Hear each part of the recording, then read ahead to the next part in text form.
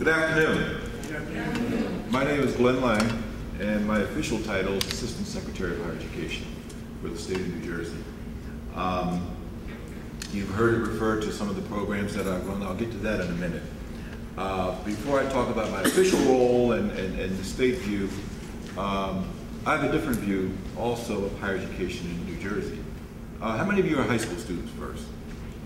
Okay. College students? All right. I just want to make sure. I'm a tuition paying dad in the state. I just sent my check to Rutgers for my son. There is life after tuition. Yeah. I have a son who's a freshman at Rutgers Camden.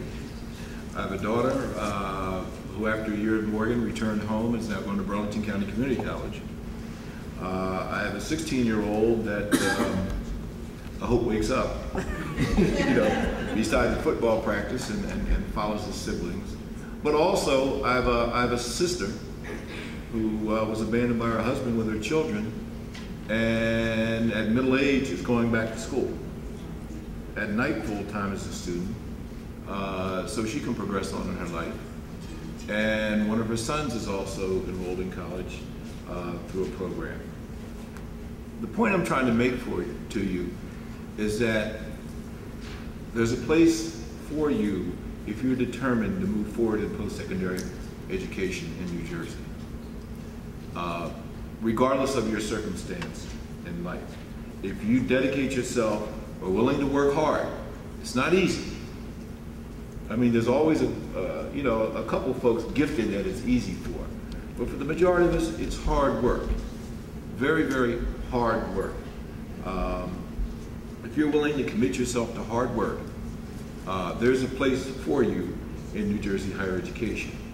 Now, what do I do is with the fancy title of Assistant Secretary? First thing I have to do is apologize that the Secretary, Rochelle Hendricks, was unable to attend today because as a member of the Governor's Cabinet, she's at the whims and wiles of wherever the Governor's at. And I think they're going around the state with shovels turning the ground today on the projects that you've heard from the Bond Act. So I'm kind of like her second there. I have the dubious distinction of probably being the longest serving official in state level higher education in New Jersey, which is about to end on November 1 when I retire. But I've been there a long time. And it's time to move aside and let some new ideas and new blood come in as I go on to the next adventure in my life. But at the state level, the programs I directly run are what you've heard, the Educational Opportunity Fund, the UF program, which is for first generation low income students who want to go to college or university in New Jersey, and we're at every college and university in the state. We have about 12,300 students across the state who go to college through EOF. I also run some programs that help you prepare for college. Our largest one is called Gear Up. It's a federal grant that we're in our third 6-year cycle. We enroll about 1,500 students across the state. We have Gear Up programs in Paterson, Jersey City, Camden, Trenton, Newark, Atlantic City, and Pleasantville. And we're getting ready to float a proposal to target some of the shore communities like Neptune and Asbury Park to expand the program. It's for students from 6th grade up to high school. And we target specific schools. There's no income requirement for the students. It's the schools that they enroll in. And we provide a wraparound service to prepare them for college. Another one we have is a grant called the, I call it AHA, Academies. It's a summer program for juniors who are thinking about college but maybe making the decision kind of late. To give you a 4 to 6 week prep to help accelerate you, because not all students are making that decision early. We wish you would make the decision early, but we know a lot of our students don't make that decision until they see the end of high school coming. So we put a program in place for that, where they're called Aim High Academies. I'm so used to calling them AHA, A-H-A, that I forgot they were called Aim High. We have them in Camden, Newark, Paterson. There's one in Jersey City, there's one in New Brunswick, and we have them a few other places. We're in our second year of those programs. Those are our direct student programs. I do some other official things like things that are called accreditation and licensing, and working with the schools to make sure that they're accredited by our national and regional accreditors. My staff is also the people who wrote the guidelines, the regulations for the Bond Act, and reviewed all 300 proposals that came in. So I'm also involved in the Bond Act and the financing of those activities. How many of you students have had a chance to visit New Jersey College or University?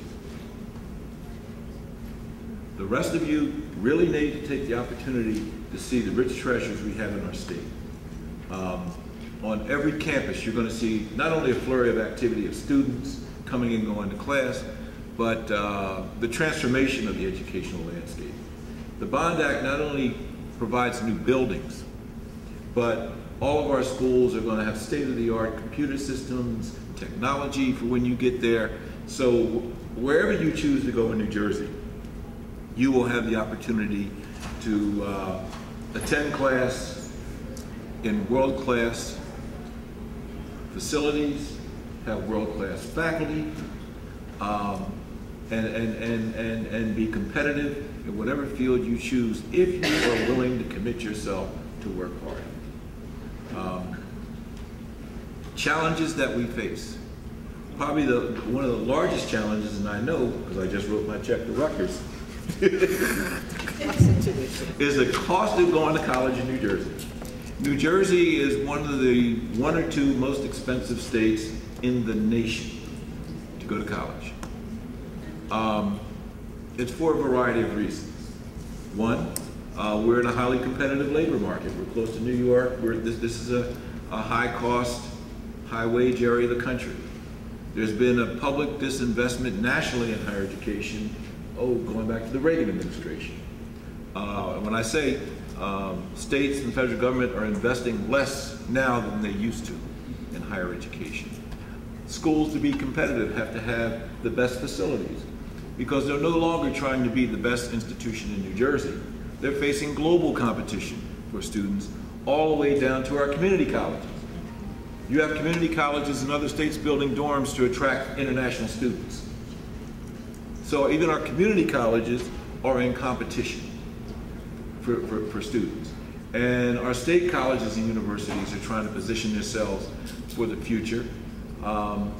New Jersey came late to the game of higher education compared to many other states. We didn't even organize around higher education publicly until 1967, which may seem like a long time ago, but a lot of other states have been at it for a long time.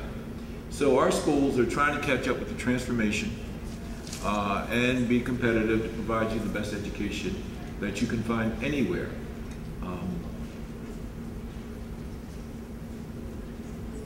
Financial aid is slowly but surely falling behind because of the cost of higher education.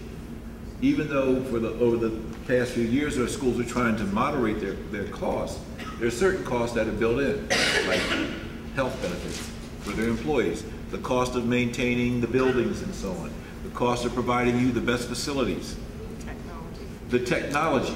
You're not going to go to a school or want to go to the school that doesn't have the latest technology because then you're not prepared to go into the workforce and so on. So there are a lot of challenges facing our school. But I think one of the biggest challenges that's dear to my heart is making sure that our schools reflect our population in the state, that there's a place for you on our campuses. You can do your part as a student by working hard, being the best student you can be. If there's something that is standing in your way, seek help. But the other thing we need the public to do, especially for our public institutions, the decisions about the funding level of our public institutions are made by whoever's the governor and whoever's in the legislature. And I participated in those hearings. Now they expect me to ask for more money because I'm on the payroll. Who they don't see down in those halls to testify are you. Are all of you 18? Are you registered to vote? Don't raise your hand if you're not. I don't want to put anybody on the spot. But I'm telling you, if you are 18 at least 18, you must register to vote. The people you vote for or choose not to vote for if you don't participate are the people who make decisions about will there be financial aid for you to go to college? Will there be funding to institutions like Rutgers or Essex County College? And it's not only the state legislators, for our county colleges, it's your county officials. But if you don't participate, at least in voting, you're not helping ensure your future. They need to see you at public hearings. They need to hear from you.